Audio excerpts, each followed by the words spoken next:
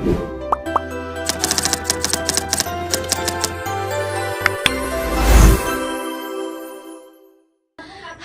sahabat ekonomi. Oke, di sini kami dari kelompok 5 akan menampilkan pembelajaran tentang akuntansi biaya bahan baku. Sebelumnya, izin memperkenalkan diri. Saya Rama Noviana. Saya Anissa Yulianti. Saya Ika Rahmadani. Oke teman-teman, selamat menyaksikan ya. Akuntansi biaya merupakan alat esensial untuk mengelola biaya produksi di sektor manufaktur, di mana metode harga pokok bahan baku menjadi fokus utama. Metode ini diperlukan untuk mengatasi fluktuasi harga akibat inflasi, impor, dan gangguan pasok. Dalam materi ini, kita akan mempelajari konsep dasar akuntansi biaya bahan baku, mulai dari pengertian, prosedur, hingga dokumen pendukung yang digunakan. Selain itu, kita juga akan membahas metode biaya bahan baku seperti FIFO, LIFO, dan average yang sangat membantu dalam proses biaya bahan baku.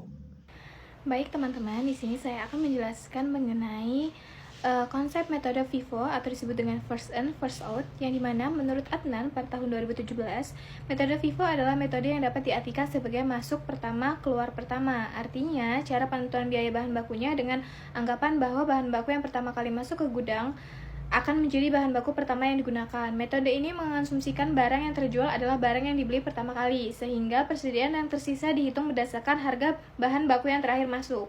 Metode FIFO juga paling banyak digunakan untuk menilai persediaan. Dalam metode FIFO, biaya bahan baku pertama yang dibeli akan dicatat sebagai harga pokok penjualan atau disebut dengan HPP, di mana perhitungan harganya menggunakan harga dari stok bahan baku yang masuk terlebih dahulu.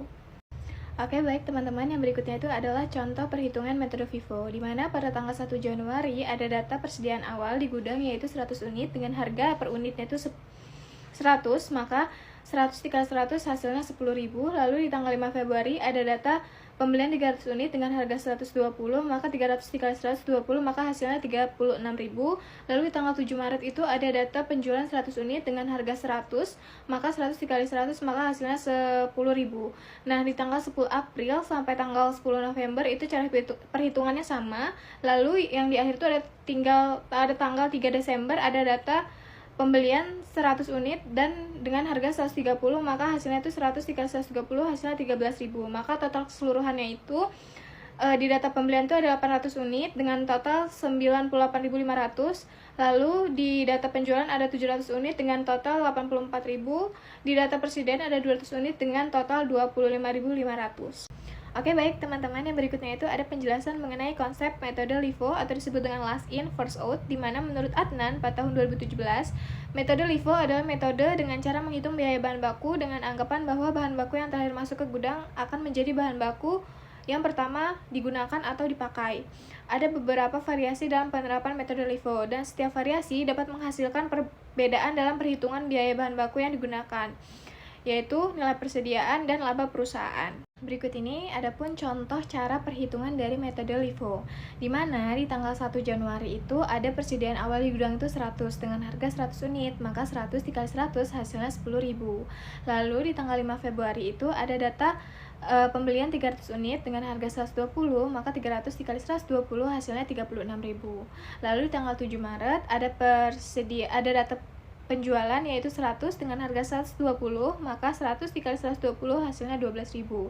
Nah, dari tanggal 10 April sampai tanggal 10 November itu cara perhitungannya sama. Lalu di tanggal Desember itu ada data pembelian 100 dengan harga 130, maka hasilnya 100 dikali 130 hasilnya 13.000.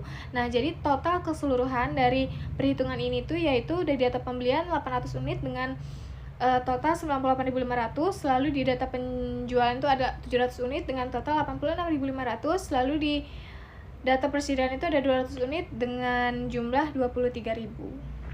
Oke, baik, materi selanjutnya yaitu metode average. Menurut Adnan 2017, metode harga pokok rata-rata adalah metode menghitung harga pokok persatuan dengan cara membagi total harga pokok dengan jumlah barang yang sudah ada. Dalam metode ini, harga pokok produk yang sudah ada itu pada awal proses produksi dijumlahkan dengan biaya produksi pada periode berjalan, lalu dibagi dengan jumlah unit ekuivalen produk untuk mendapatkan harga pokok rata-rata tertimbang. Di sini ada perhitungan metode average. Yang pertama itu pada tanggal 1 Januari terjadi pembelian itu terjadi persediaan awalnya itu 100 unit dengan harga 100 unit 100 per unit, total harganya itu 10.000. Nah, pada tanggal 5 Januari itu terjadi pembelian sebanyak 300 unit dengan harga 120.000 per unit, total harganya 36.000. Harga pokok, jadi persediaannya itu bertambah menjadi 400 dengan harga 110, total harganya 44.000.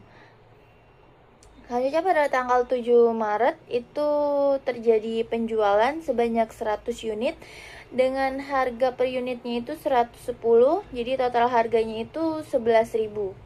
Jadi persediaannya berkurang, yang jadinya 400 menjadi 300. Selanjutnya pada tanggal 10 April itu terjadi penjualan kembali sebanyak 100 unit dengan harga per unitnya itu 110 dan total harganya 11.000. Jadi persediaannya itu berkurang lagi menjadi 200 dengan harga per unitnya itu 110, total harganya 22.000.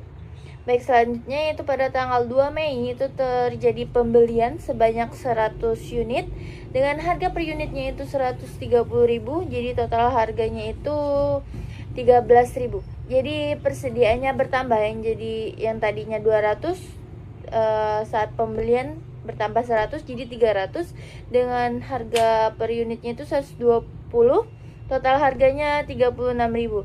Baik, selanjutnya seperti itu. Jadi totalnya di sini pembelian 800 dengan total harga 99.500. Di penjualan totalnya 700 dengan total harga 82.750. Di persediaan totalnya 200 dengan total harga 25.250. Yang terakhir, ada dampak metode terhadap harga pokok produksi dan laporan keuangan pemilihan metode dalam perhitungan harga pokok produksi atau HPP sangat berpengaruh terhadap nilai HPP, laba kotor, dan posisi persediaan di neraca. Metode seperti full costing dan variasi metode persediaan seperti FIFO, LIFO, dan average, serta perlakuan terhadap biaya kualitas akan mengubah cara alokasi biaya ke produk. Misalnya, full costing memasukkan semua biaya overhead ke dalam HPP, sehingga menghasilkan nilai HPP yang lebih tinggi dibandingkan metode lain. Perbedaan metode ini juga berdampak pada posisi persediaan di neraca dan rasio keuangan perusahaan. Secara keseluruhan, pemilihan metode akuntansi pada penentuan harga pokok produksi harus dipertimbangkan dengan matang karena langsung mempengaruhi laporan keuangan dan keputusan manajerial seperti penetapan harga jual dan pengelolaan biaya produksi.